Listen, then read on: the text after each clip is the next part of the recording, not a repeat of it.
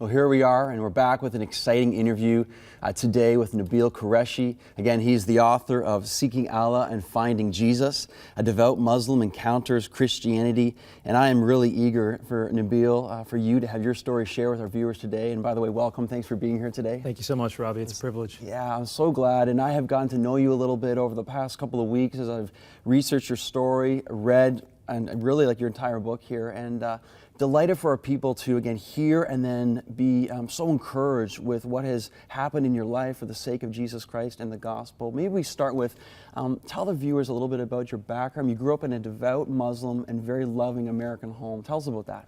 Yeah, well, my parents are from Pakistan. I was born and raised in the States. And being that they're from Pakistan, it was their desire to raise a devout Muslim child here in the States. So growing up, I learned how to pray the 5 daily prayers, prayed them regularly. By the age of 5, I had memorized the last 7 chapters of the Quran and recited those regularly in my 5 daily prayers. And I actually finished the entire Quran recitation in Arabic by the age of 5. So it was a very devout Muslim life. But my parents also came with some presuppositions about the West. They see the immorality, they see the way people commit adultery, and they see things on TV and the immodest dress, and they impute all of that to Christianity because they see the West as a Christian area. So not only was it me practicing Islam, but they had also kind of taught me to defend myself against Christianity.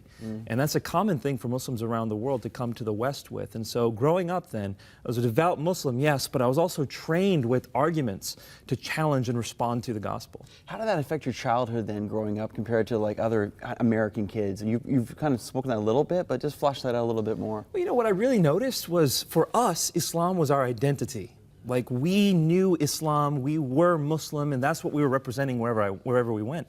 My parents really had no choice. My mother, she would wear the burqa, so obviously whenever someone saw her, immediately they're thinking Islam. And I realized that the other kids didn't really own their faith. Yeah, they might call themselves Christian, yeah, they might go to church, but that didn't affect the way they lived. It didn't affect the way they thought. And so that was something that made us even more proud. As Muslims, we thought, we are following the true God. He affects and permeates every aspect of our lives. Whereas in the West, people realize their faith is false, and that's why it doesn't really affect the way they live. That's kind of how we subconsciously thought. So then for your whole childhood, this is how you were brought up, this is your thinking, these were your convictions. Again, this was your identity, which really stuck with me as well. But there was one particular friendship that you developed, and maybe you can tell us what age that was and how that over time started to introduce you to Christianity. Absolutely. It was something I did regularly was I would challenge people on the gospel. Friends would say to me, Nabeel, do you know Jesus? And of course, Muslims have a very developed view of Jesus. They believe he's the Messiah. They believe that he's a miracle-working man. He's sinless. Muslims believe Jesus is going to come back at the end of times. And so I would have a script ready to give, and I would challenge people on their view of Jesus. And by the way, how did Christians generally do when you did challenge them on their faith? Miserably. What I realized very early on was that even the slightest challenge on the Bible, on the reliability or the compilation of the Bible, or on Jesus' deity, or on the Trinity especially, no one really knew more than just enough to say what they were told to say. They didn't really know why they believed what they believed, didn't know how to defend it. And so as part of me honoring Islam, I would challenge Christians. Because you see, Muslims see the Trinity as polytheism, and that's offensive to Muslims. And so in so challenging one specific Christian, for the first time, and this is when I was a freshman in college, for the first time someone was able to actually respond to my challenge. And I realized this guy not only knows some information about his faith, but he actually cares about his faith. And so we developed this friendship that resulted from me challenging him on the Bible. And that's how I began to get introduced to the power and truth of the gospel. His name was David, is that right? And I love about in your book how you talk about David was loving to you, patient with you, became a friend to you, which meant so much to you. It wasn't just this all just about this one conversation. There was more of the heart of Christ behind that. Maybe talk about that a little bit. Yeah, I really do think that, well, I believe what Jesus says. Jesus says that unless you're willing to pick up your cross and follow me, you are not worthy of me. So the gospel is not just, hey, do you want to be saved? Hey, do you want to live a better life? It's, are you ready to die for the sake of this message?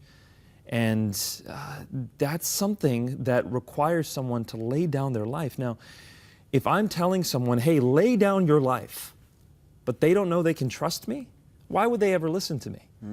You need to have a relationship with someone when you're sharing the gospel with them, if they're going to hear it. Now, of course, I'm not saying that street preaching doesn't work. I've preached on the side of the street too, and that does work at times. But by far and away, the most powerful way to share the gospel is through relationships. Right.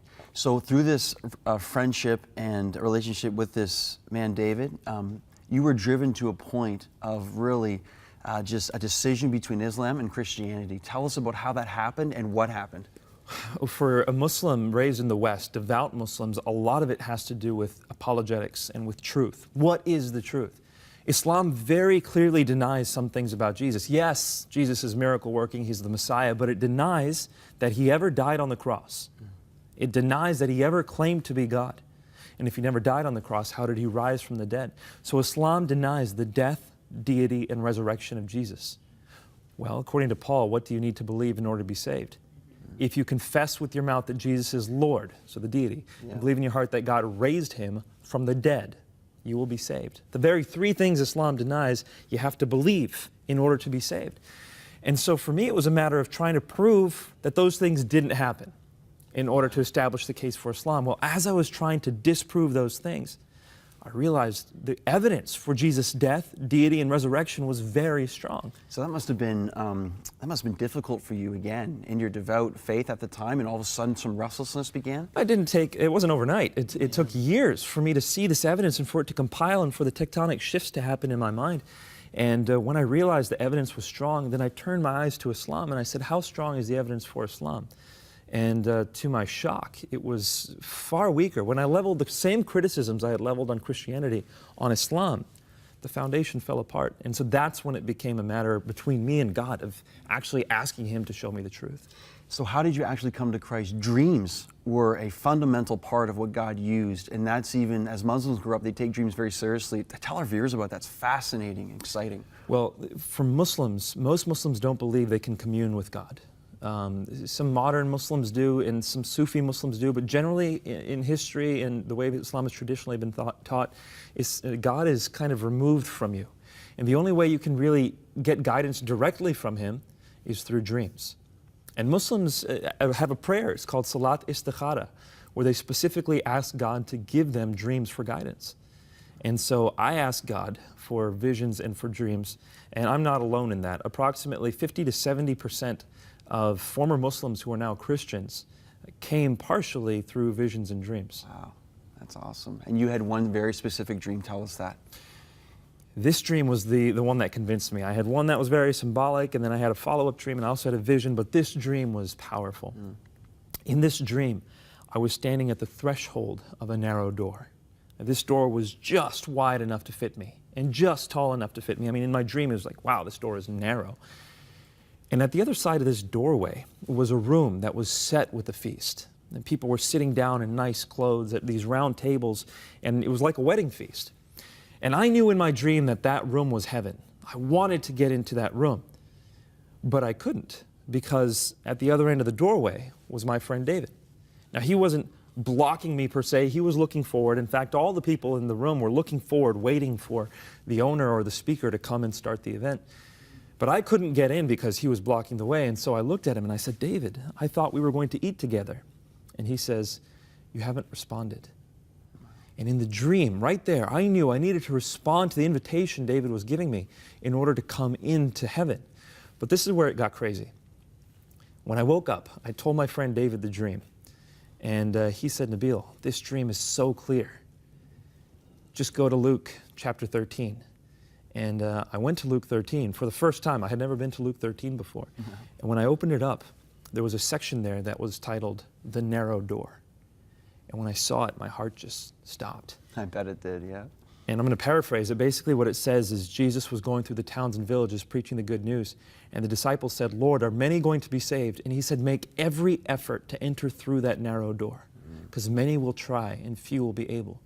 And you will see people sitting inside at the feast of the kingdom of heaven. Make every effort to enter before the owner comes and closes that door. And so I knew that God had given me a dream straight out of the Bible.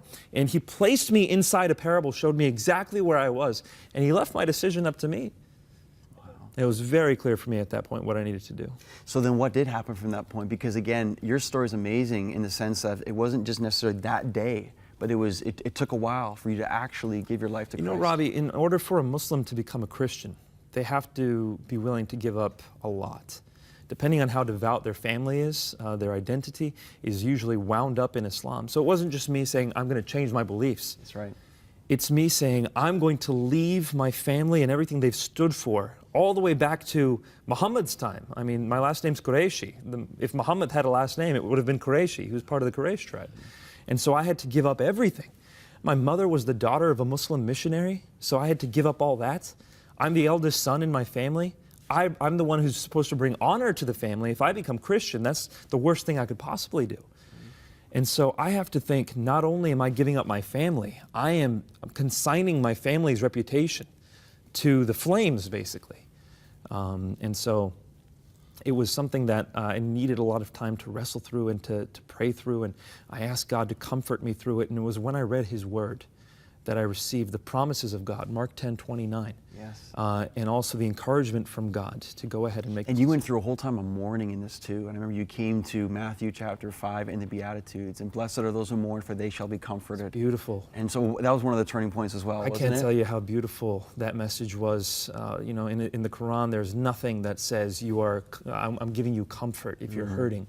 The Quran says, do this, do that, do this, do that. But there in the Bible, blessed are those who mourn, for they shall be comforted. Wow. It was like my heart was just electrified into life when I read that, and my life has never been the same. Wow, I love that. And even now today, you are now serving with Revi Zechariah's International Ministries, and now you're an apologist, speaking about the gospel and defending the Christian faith to those who oppose it. Tell us a little bit about that, maybe if you want to. Well, for me, it's a matter of sharing the truth and beauty and transformative power of the gospel. I mean, this message changes everything. If God came into this world to take our sins, that means He loves us. He loves us even though we sin against Him. And then He takes a look at us. While He's on the cross, bleeding and dying for us, the words we should remember are, as I have loved you, so love one another. That's the call we're given as Christians. He's given us everything we need in this life and this afterlife, so all we have to do is follow Him and pour ourselves out for the sake of those around us. And that transformative life is the message of the gospel. There's nothing like it. Amen. That is so encouraging to me, and I know for our viewers here right now. And I just love when the Lord had you in a place where you were defending the Muslim faith against Christians who could not. Now God has transformed you, and now you are defending the gospel for those, again, who need to find the answers. And it's a privilege to do so. Nabil Qureshi, again, with us right now. I'm so excited. Again, the author of Seeking Allah, Finding Jesus, and his encounter with the Christian gospel. This book is available on our e-store, and I hope you've been encouraged as I have been as well, and desiring to learn more and be encouraged. Nabil, again, thank you so much for being with us Thank you today. so much, What a Robbie. blessing. My pleasure.